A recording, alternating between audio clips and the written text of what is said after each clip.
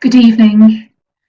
Welcome everyone to the first of our alumni webinars, Reaching for the Sky, featuring alumnus Anthony Wood, who graduated in 1991 with architecture. First of all, I just want to make sure that everybody can both see and hear me. There's a chat box just at the bottom. If you are having any problems, please do just type in there and let me know, and we'll see if we can get you all sorted out now.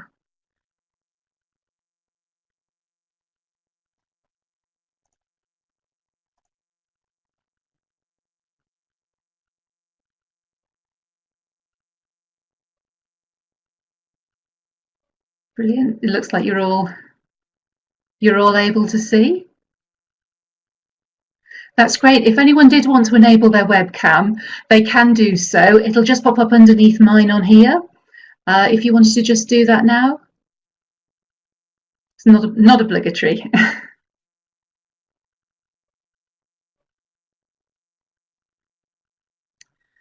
Okay, welcome everyone. Hello, Anthony. Right, welcome. Please do note that this webinar is being recorded. You will be able to view the webinar afterwards on the alumni website. First of all, I would like to introduce our speaker, Anthony Wood, as I said, who graduated in architecture in 1991, and Anthony is currently the Executive Director of the Council on Tall Buildings and Urban Habitat. The CTBUH was founded in 1969 and is headquartered at Chicago's historic Monroe Building, and it is from Chicago that Anthony is actually joining us today. The CTBUH is the world's leading resource for professionals focused on the inception, design, construction and operation of tall buildings and future cities, and it is recognised as the arbiter for bestowing such designations as the world's tallest building.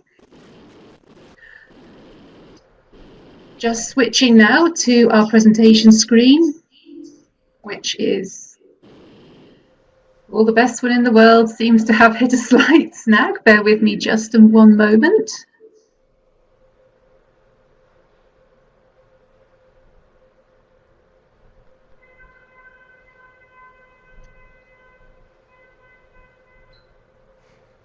Sorry, I do apologise.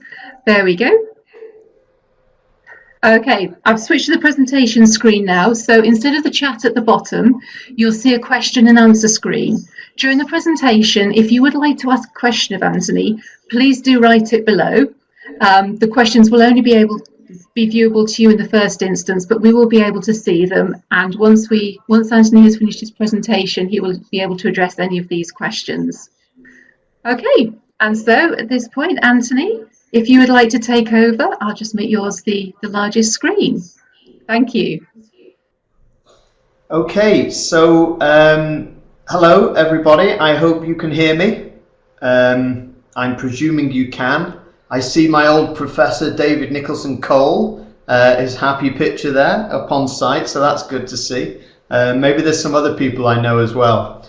But okay, so I'm just going to present for maybe 10-15 minutes some things that have been happening in tall buildings for the last 20 years or so, and then I'm very happy to take questions and try my very best to answer those. So I wanted to start with the presentation's just trends, drivers and challenges. What has been happening in the world of tall buildings, what's been driving it, and what are the main challenges moving forward. So 4 trends, and some of these you may be aware of already. The first one, of course, is that tall buildings are getting taller. And the image we see on the screen there is the history of the world's tallest building, which started in the city where I now am based here in Chicago in 1885. And currently the record holder is the Burj Khalifa in Dubai, which is 828 meters tall. And in another 2 or 3 years, it will be surpassed by the world's first kilometer-high building, which is being constructed now in the deserts of Saudi Arabia in Jeddah. And I was lucky enough to be there a few months ago. So we are really achieving incredible heights now with tall buildings. You know, a kilometer high, and certainly everyone believes that it's more than feasible technically to do a mile-high building. That does not address the question of whether we should be or not, but certainly technically it's possible and it is happening. So trend number one, tall buildings are getting taller. Number two, there are a hell of a lot more of them than there ever have been. And this is a study that we produce each year, which looks at tall buildings 200 meters or greater constructed around the world each year.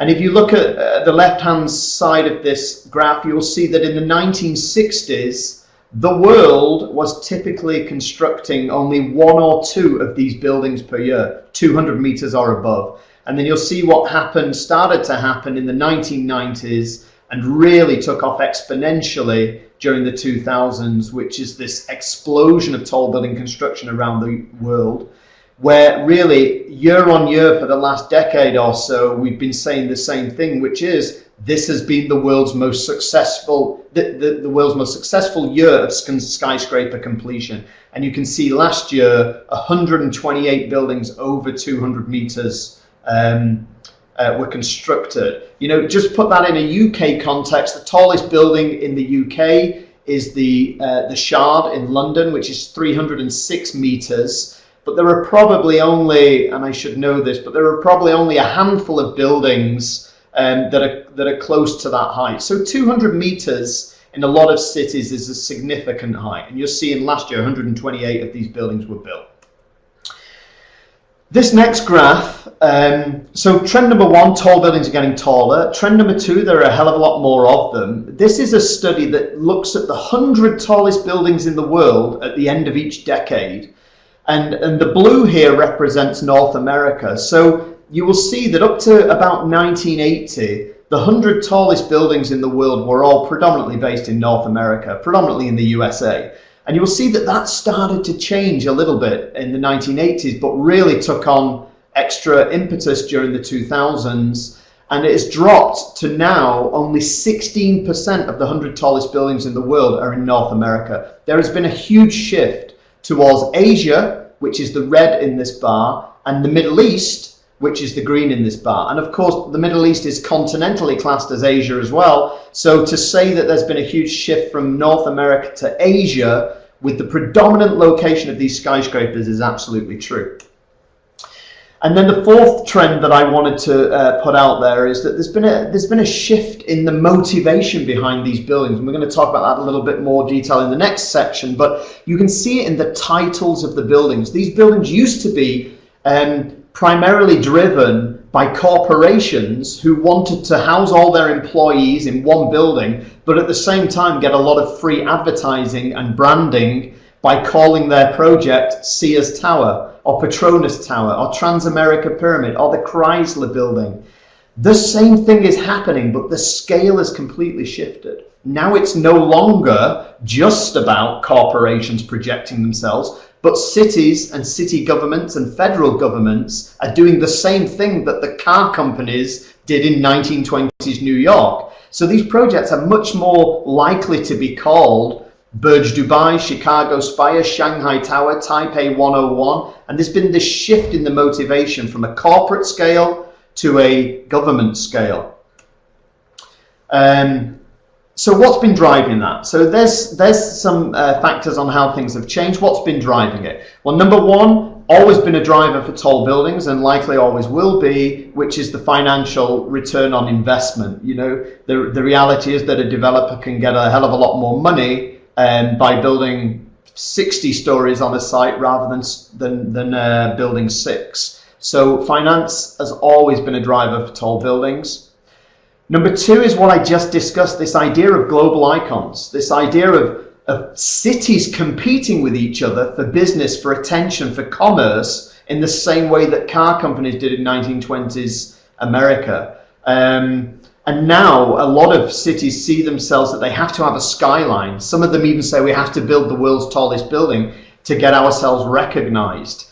This is not necessarily a good thing, by the way, but you have to conclude that they have been successful, you know, both Taipei with Taipei 101, with Kuala Lumpur in terms of Petronas Towers, with Dubai in terms of the Burj Khalifa, and upcoming, you know, Jeddah Tower in Saudi Arabia. These buildings really have put those cities on the map. However, There's another driver for these tall buildings, and this is something that we at the council are far more interested in rather than just the iconic side of, hey, we've got the world's tallest building. And that is the twin effects of population growth and urbanization. And if you only remember one statistic out of the many statistics I've quoted today, I'd implore you to please reflect on this statistic. It comes from the United Nations, and it shows that there are 189,000 people urbanizing on this planet every day. That means that we, as a global species of humanity, need to build a new or an expanded city of 1 million people every week for the next 30 years.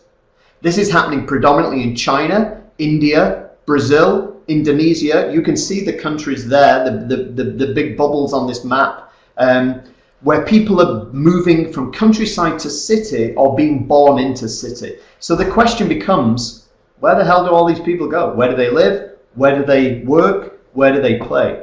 And that's where tall buildings are seen to really play a strong part of the solution into the future by increasing density in cities. And this is a seminal study that was done by Newman and Kenworthy, actually quite a long time ago, which showed the relationship between energy consumption and density. And you will see that some of the most sustainable cities in the planet are places like Hong Kong and Singapore and others, because of the concentrated city, high density, shared land use and shared infrastructure, predominantly transit infrastructure, as opposed to, for example, a lot of American cities where, you know, if you're in your home in the evening and you want a pint of milk, your only option is to get in a car and drive several miles out of your suburb to find a pint of milk. And so really, one of the major drivers for tall buildings over the past few years has been the influx of people into cities and this requirement to house people in more sustainable patterns of life.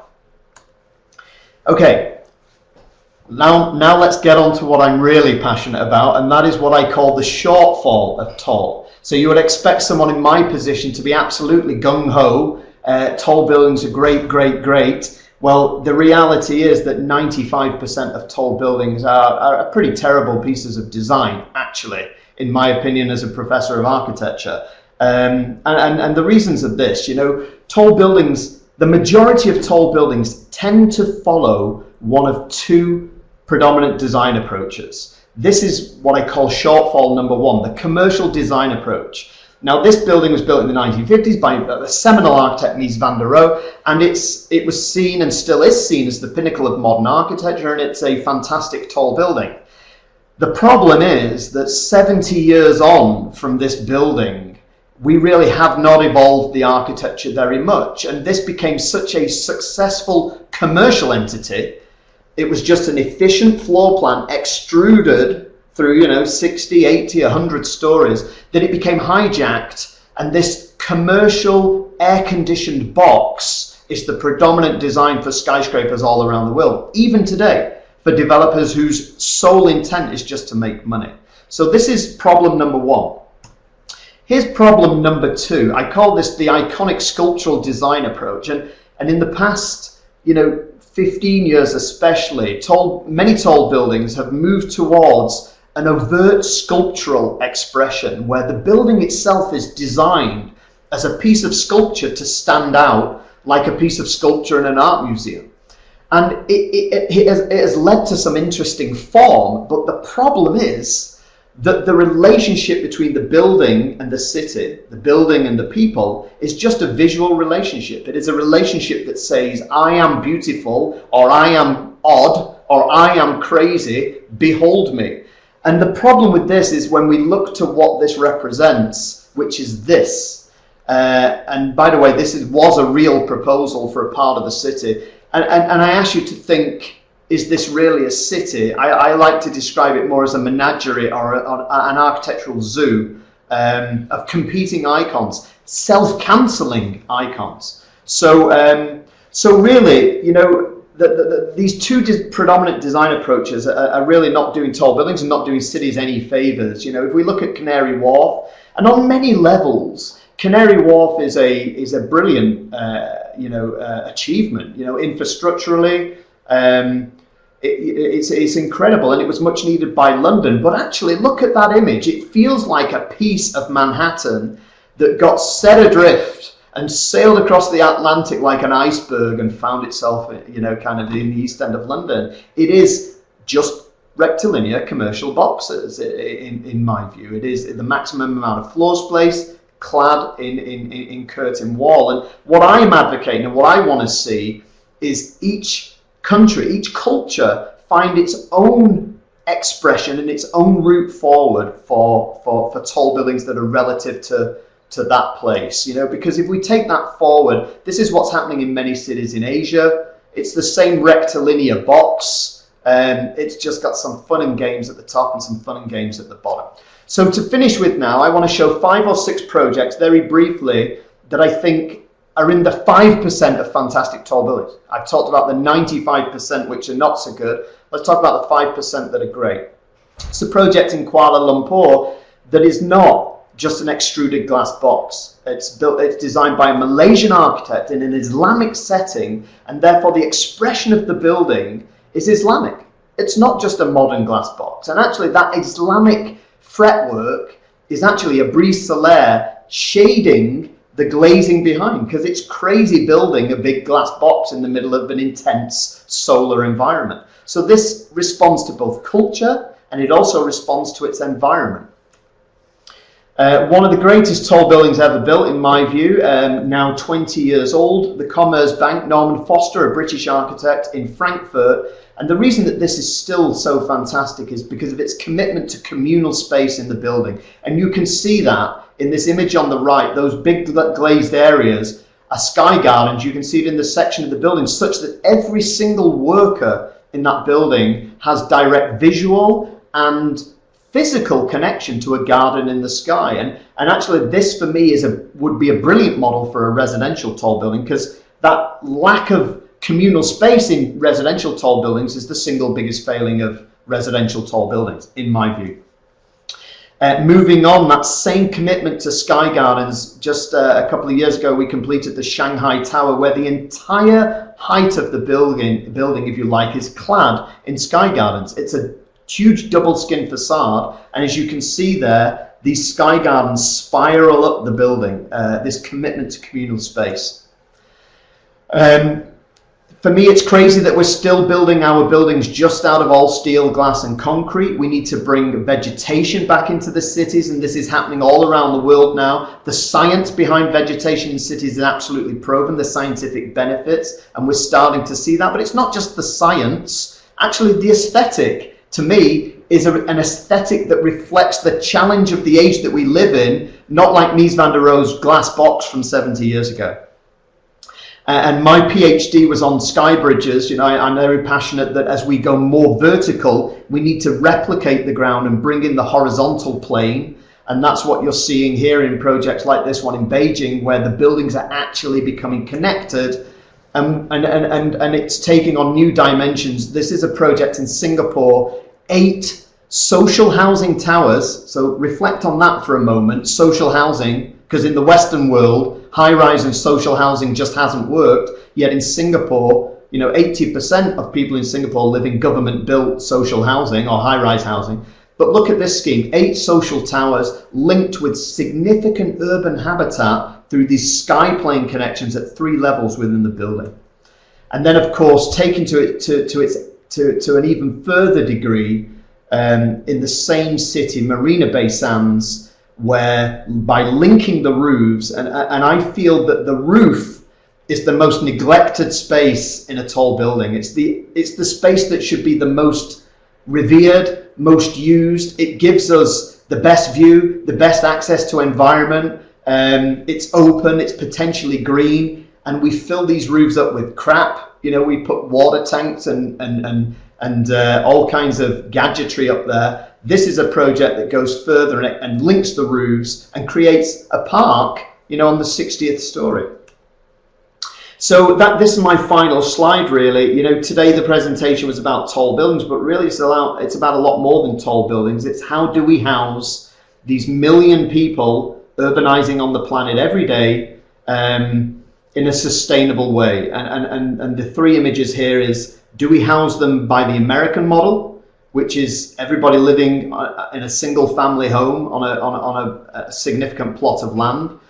Do we house them in the Middle Eastern model, bottom right, which is the menagerie of competing icons? Or do we house them in the concentrated, infrastructure-rich, dense, vibrant city, which is more the Asian model? I think it's probably pretty clear that I believe that cities need to evolve more towards that top right model, the dense vertical city.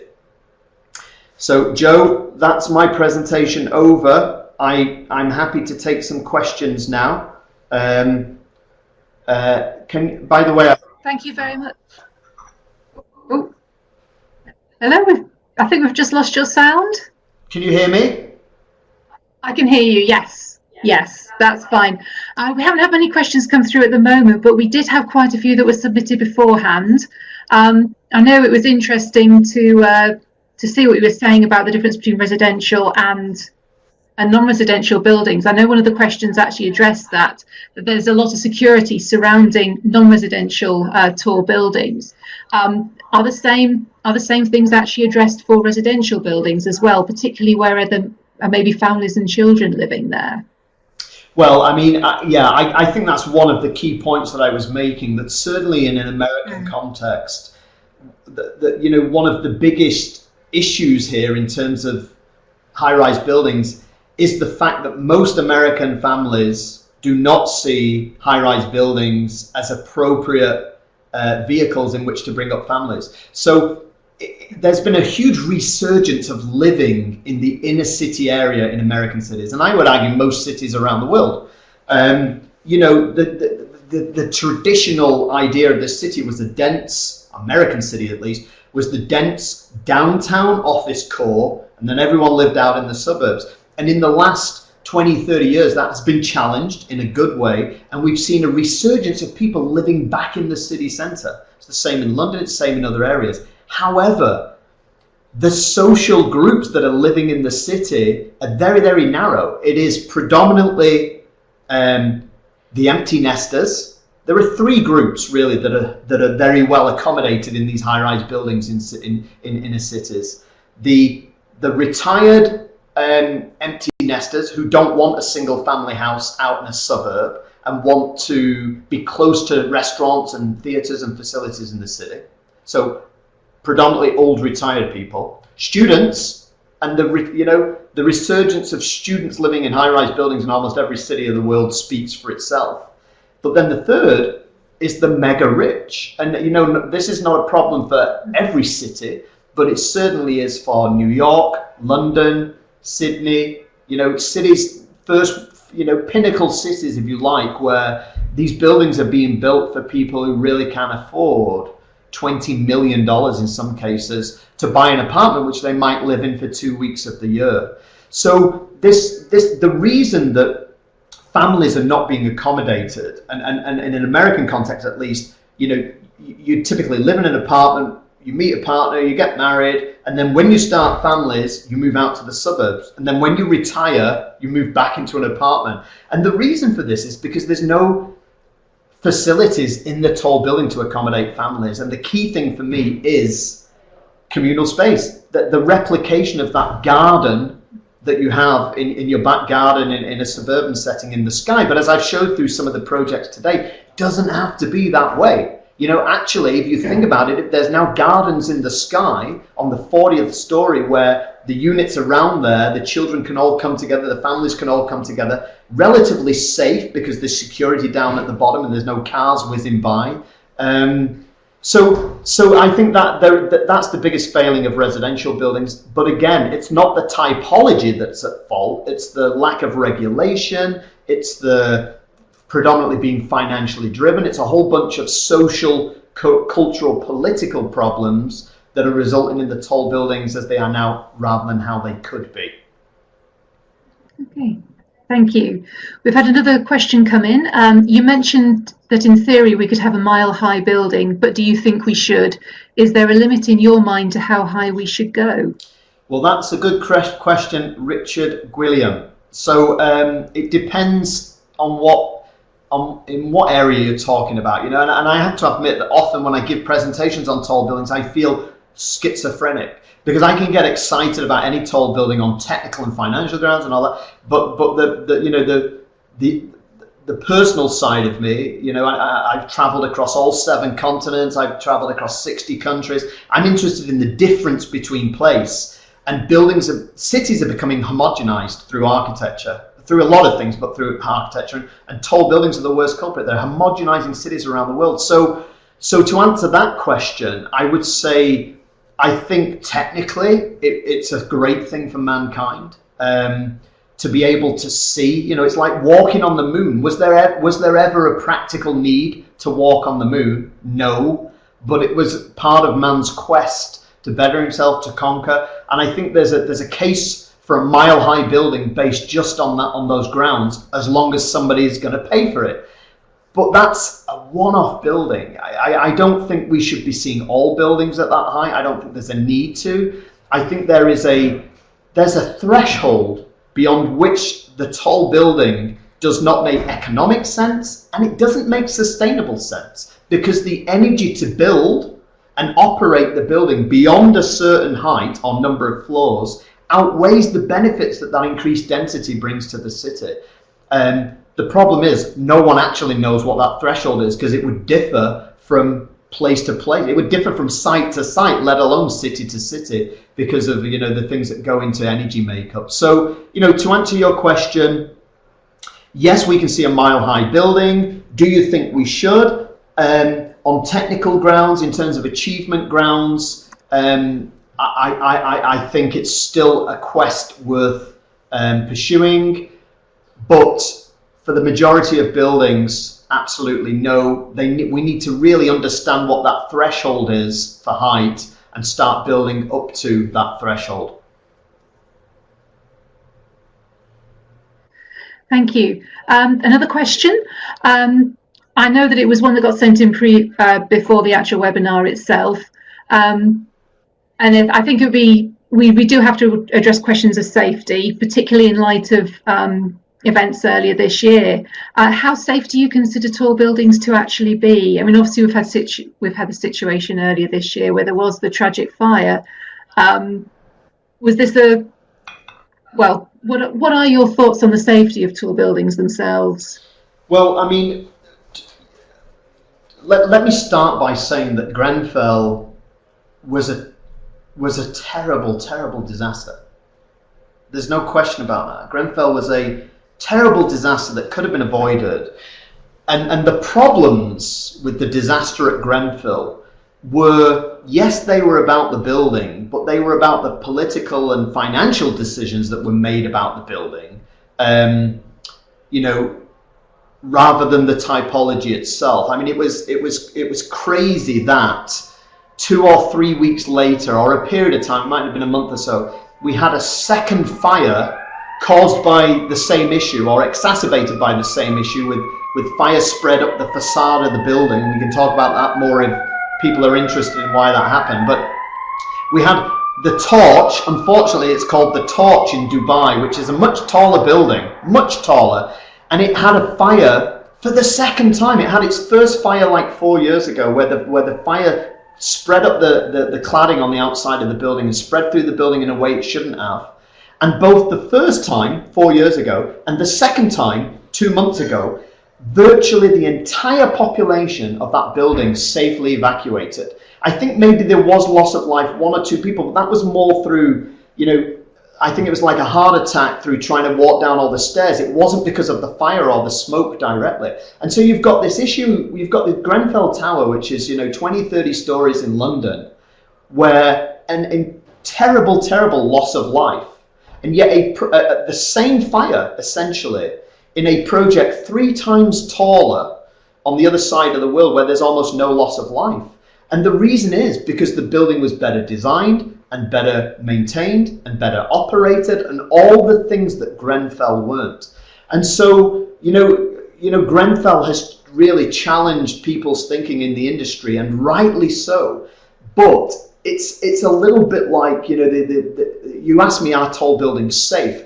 You know, it's a little bit like, you know, the analogy with aircraft. I mean, if you look at aircraft, statistically, it's the safest form of travel. It's far safer in terms of loss of life per people traveling than traveling by automobile or several other forms of transport. However, when a plane goes down, it's a terrible, terrible tragedy. There's a huge loss of life.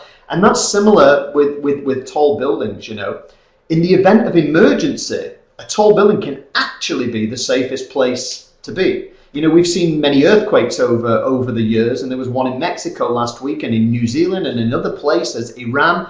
When you look at the people that are killed in earthquakes, they're never in modern designed high-rise buildings. They're always in shoddily built 2-3-story buildings. So if you're in a city and there's an earthquake, the safest place to go to is to run to the most modern high-rise building. And now, you know, we've just seen Hurricane Irma, we've just seen, you know, Hurricane Harvey, we've seen all these increasing natural disasters where the buildings are often designed to cope with this in a way that small buildings can't. So to answer your question, Joe, or whoever posed this, I do genuinely believe that tall buildings, modern tall buildings, that are well designed, are safe. They're the safest places to be. The problem is we've got hundreds and thousands of tall buildings that weren't designed to the same specifications and that are not well maintained or financed. You know? So that was the issue. That's the issue with many tall buildings. Thank you. Have you got time for another question? I'm good if everybody else is. Yeah, there's another one that's come in. I'm interested in the bipolar city like Jakarta, where vast numbers are in low-rise, high-density, and there are mega high-rises on the main boulevards. Yeah, well, as you know, David, by the way, I should just give a shout out to David Nicholson Cole, who was both one of my professors when I studied at Nottingham and then a colleague when I came back and taught at Nottingham for 7-8 years before I moved to Chicago. So hi, David. Well, as you know, David, I lived in Jakarta for several years. My wife is from Indonesia, so I'm pretty intimately connected with Jakarta.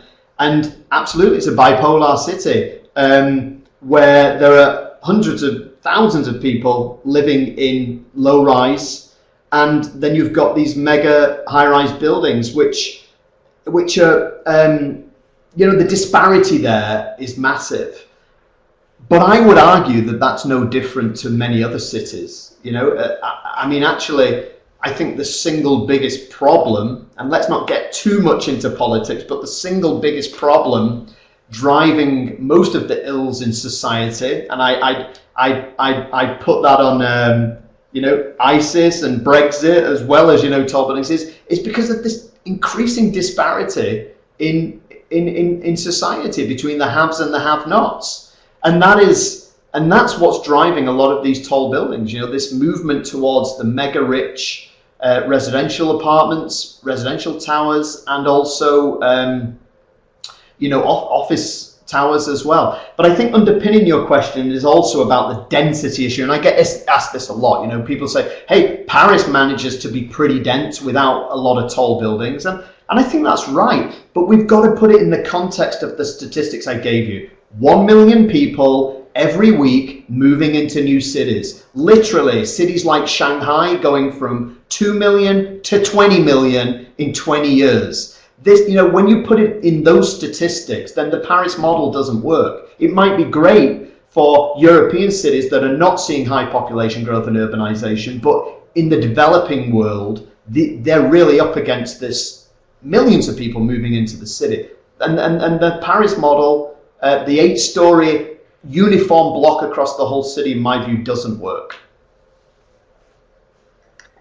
Okay, thank you. Maybe if we have time for one more. Sure. Yeah, we just had here a question from Dan. You mentioned previously that we should think about moving away from the international style of tall buildings. Yeah.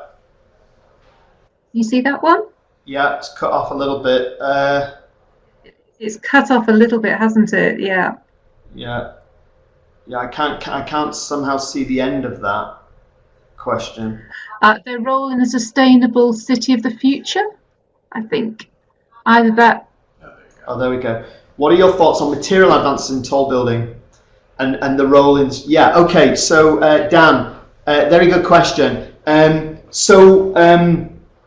You know, not only materials, but systems technology advancement is absolutely massive. You know, I was in Germany a couple of months ago for ThyssenKrupp's launch of the multi-elevator, which is the world's first elevator that can go sideways as well as vertical. It's driven by electromagnetic. You know, for 150 years, the elevator hasn't changed. It's just been pulled by a rope, so it can only ever go vertical. But the minute that you get electromagnetic, it can move in any direction. And this is massive because you can now get 2 shafts with 100 cars in just 2 shafts in the building because the cars can move past each other. So there are huge technological advances. And you mentioned timber here. And each year we're seeing timber being pushed, you know, 9 stories, 12 stories, 15 stories, 20 stories. But the things that really, really interest me are the advances around the corner in materials science. You know, in the use of alternative materials for tall building structures, you know, moving to carbon fiber and various other things, and especially those technologies which are related to energy production. I don't necessarily mean at the biological level, although those are pretty interesting as well. You know, harvesting algae and various other things to produce energy. But at the chemical level, you know, I'll never forget going into a presentation a few years ago where a guy from Harvard or somewhere like that, MIT, showed a picture of a swimming pool and said if we could unlock the breakdown of the chemicals in this swimming pool, there's enough energy to provide the entire world. And I know that sounds very science fiction and futuristic, but I think if you looked at some of the things that are commonplace now, and becoming soon to be commonplace, drones, driverless cars, you know, Amazon Alexa, all these things, they would have seemed like science fiction just a couple of decades ago. So absolutely, there are things happening on the horizon that we're not even aware of now that could change, completely fundamentally change our cities and the buildings within them. Okay, thank you. I think we might have to leave it there. I know time's moving on. We have had some other questions come through. Anthony, would you be happy for me to just email them through to you? And maybe it's something we can address maybe on the website or in a future e-newsletter? Sure, yeah, I'd be very happy to. That's brilliant. Thank you very much for that talk. It was, well, I know I learned a lot. And thank you very much for addressing all the questions as well. If anyone else would like to learn anything else, please do visit the CTBUH website. And as mentioned, this webinar is being recorded. If you would like to watch it again, please do visit the lifelong learning section on the Alumni Relations website. I will be uploading this the webinar tomorrow morning, so it will be available then. And our next webinar will take place in January 2018. If you do have any questions for Anthony, please do email them through to us at alumniinquiries@nottingham.ac.uk and we will forward them on. Thank you very much, Anthony. That has been great to hear from you. Okay. Thank you. Very nice to be involved. Nice to see you, David. Take care.